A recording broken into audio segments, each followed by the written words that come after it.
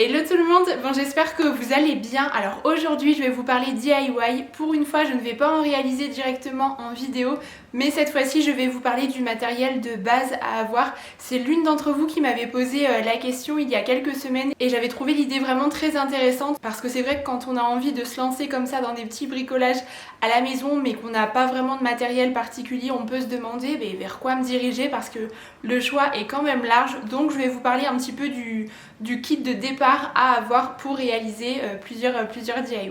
Alors quand je vous parle de DIY dans cette vidéo, c'est plutôt les petits bricolages déco quand on a envie de fabriquer des petits objets pour la maison, pas des grosses constructions de meubles ou ce genre de choses. Donc tout d'abord, le premier indispensable pour moi, c'est le pistolet à colle. Donc vous insérez des bâtonnets de colle chaude à l'intérieur.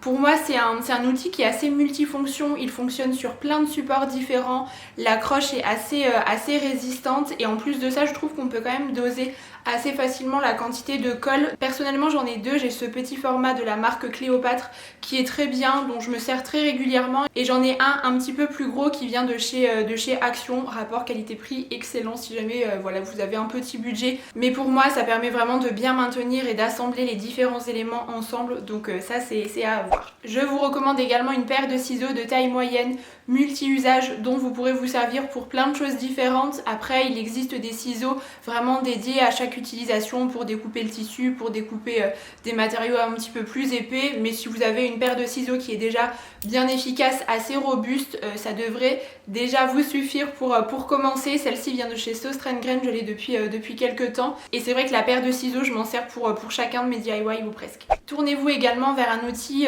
mesureur, donc que ça soit une règle ou alors un ruban de couturière qui sera souple comme celui-ci. Je trouve que c'est toujours très pratique à avoir parce que quand on fait des DIY, on est souvent amené à prendre des mesures, à tracer des traits et du coup c'est le genre de choses assez indispensable et moi c'est vrai que j'aime bien le ruban souple parce que je trouve qu'il est d'autant plus pratique. En plus celui-ci est assez grand et ça ne prend pas beaucoup de place donc je le garde toujours précieusement. Je vous conseille aussi d'avoir un petit peu de peinture à la maison, des couleurs un peu de base, donc moi je privilégie le noir, le blanc, le doré, l'argenté, j'ai toujours un petit peu de beige ou de taupe aussi. Dirigez-vous vers les couleurs qui vous plaisent en fonction de votre intérieur aussi, mais si on a quelques petits pots de tubes de base comme ça, on peut rapidement faire des mélanges et obtenir de nouvelles couleurs. Je n'ai pas de marque préférée, je pioche un petit peu partout. J'aime beaucoup celle de la marque Söstrengren à Action, je trouve que le rapport qualité-prix pour ce que j'en fais est très bien. J'en ai de la marque Cléopâtre, de l'acrylique que j'aime aussi beaucoup, donc ça peut être de la peinture en format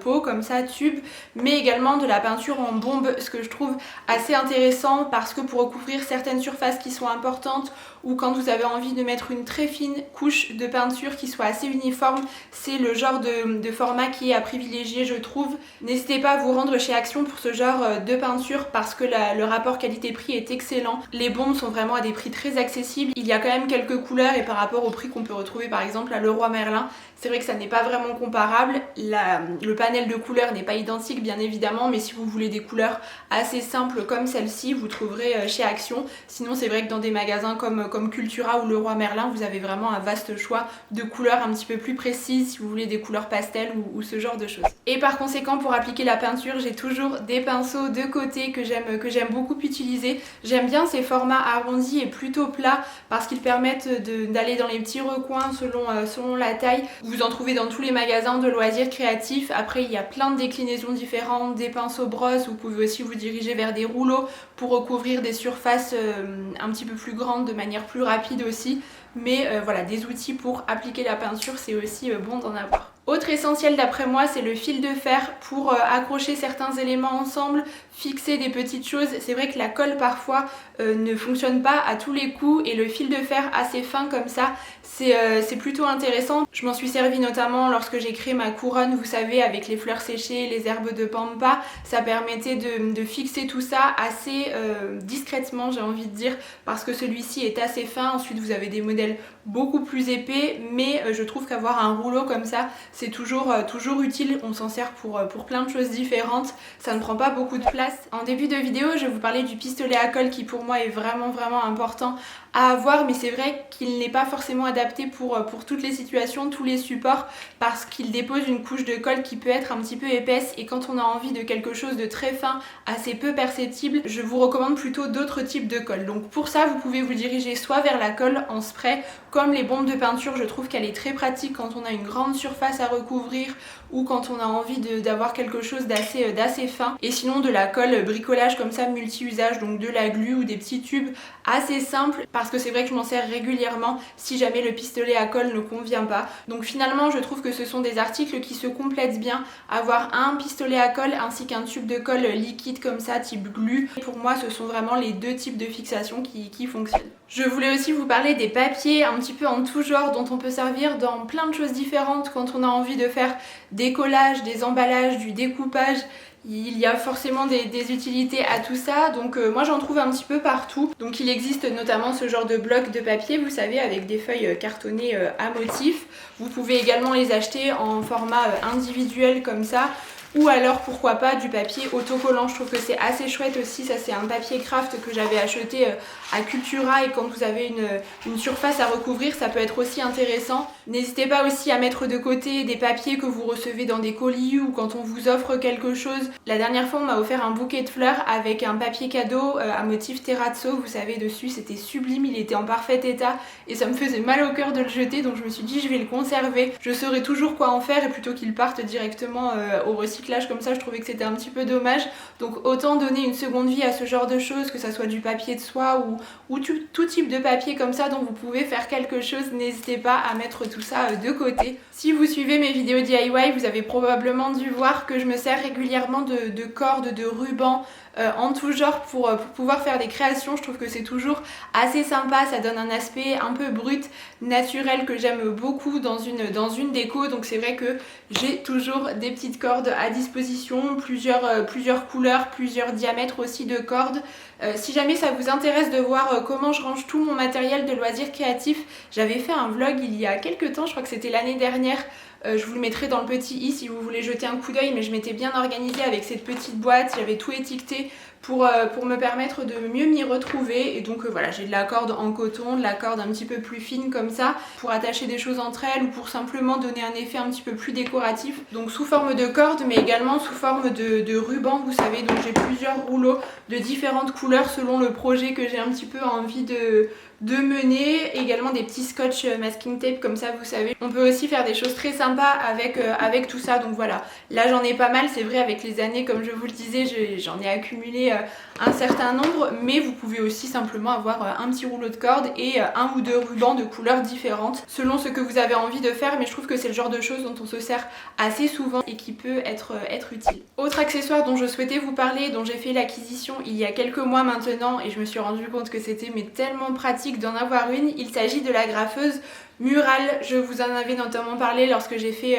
le DIY, vous savez, de ce meuble là que j'ai un petit peu customisé et revisité pour le mettre un peu au goût du jour. C'était un meuble Ikea et c'est le genre d'outil qui facilite un petit peu la vie pour assembler des morceaux de bois entre eux, pour recouvrir une surface d'un tissu. Ça permet vraiment de fixer et de bien accrocher les éléments entre eux de façon à ce que ça ne bouge plus du tout par rapport à de la colle, vous savez, qu'on pourrait mettre et qui donne parfois une épaisseur assez importante. Ça n'est pas forcément ce qu'il y a de plus joli. La graffeuse, c'est simple, pratique et ça permet vraiment de faire des constructions très solides. Vraiment, ça a un petit peu changé ma vie côté DIY. Je suis très contente. Ça ne coûte pas forcément très cher. Celle-ci vient de chez Leroy Merlin, mais vous en avez dans plusieurs magasins de loisirs créatifs. Mais c'est vrai que si jamais vous avez envie de pousser un petit peu plus loin vos créations, ça peut être intéressant d'avoir ce genre d'outil. Et enfin, pour terminer, je recommande également d'avoir quelques petites décorations, des éléments à coller ou des choses autocollantes. J'en trouve un petit peu partout. Ce sont des petits détails que l'on peut ajouter sur des éléments de déco que l'on va créer, sur des cartes par exemple qu'on a envie de fabriquer aussi. Ça peut être des lettres autocollantes comme ça, des petits cœurs, des bandes pour écrire des mots, enfin voilà, des petits stickers, des éléments en bois, des choses à coller. Moi je m'en sers notamment pour Noël, vous savez, quand je vous fais des petits DIY pour cette occasion. Ça permet de personnaliser un petit peu les bricolages que l'on va confectionner et je trouve que ça apporte une touche supplémentaire. À vous de trouver les petits objets qui peuvent vous plaire aussi si vous souhaitez quelque chose de plus coloré. Moi c'est vrai que vous savez que je reste toujours dans cet univers un petit peu bois, lin et doré, mais voilà, il existe plein de choses différentes. Ça peut être aussi des plumes, des perles, des paillettes ou que sais-je encore. Il y a vraiment plein de choses qui sont proposées aujourd'hui dans les magasins. D'ailleurs, je voulais vous parler de mes enseignes préférées côté matériel pour faire ces petits bricolages, ces DIY. Pour les petits prix, je dirais Action parce que le rapport qualité-prix est vraiment excellent. On peut trouver de très jolies choses à vraiment des prix très accessibles. Après, on peut être limité pour certaines choses. J'ai déjà été amenée à chercher des éléments particuliers et ça n'est pas Action que j'ai pu les retrouver. Pour ça, je me rends plutôt à Cultura ou à Zodio où là, il y a vraiment un vaste choix. Le panel de produits proposés est assez incroyable. Les prix sont un petit peu plus élevés, mais on peut trouver son bonheur lorsque l'on recherche des choses un petit peu particulières ou des éléments un petit peu plus techniques si vous voulez. Et de temps en temps, j'aime bien aussi me rendre chez Söstrengren comme vous avez pu le voir. Ils ont aussi un rayon bricolage et loisirs créatifs qui est assez intéressant. Et ça change parfois un petit peu de ce qu'on peut retrouver un peu partout. Donc je crois que ce sont vraiment les principales enseignes où je me rends en principe quand j'ai besoin de matériel. Bon bah écoutez, je crois que j'ai fait un petit peu le tour pour cette liste de matériel à avoir. J'espère que cette vidéo aura pu vous être utile, que vous l'aurez trouvée intéressante. Si jamais vous jugez qu'il manque certaines choses d'après vous, n'hésitez pas à nous dire tout ça dans les commentaires. Et en attendant la prochaine vidéo, je vous embrasse très très fort. À très bientôt!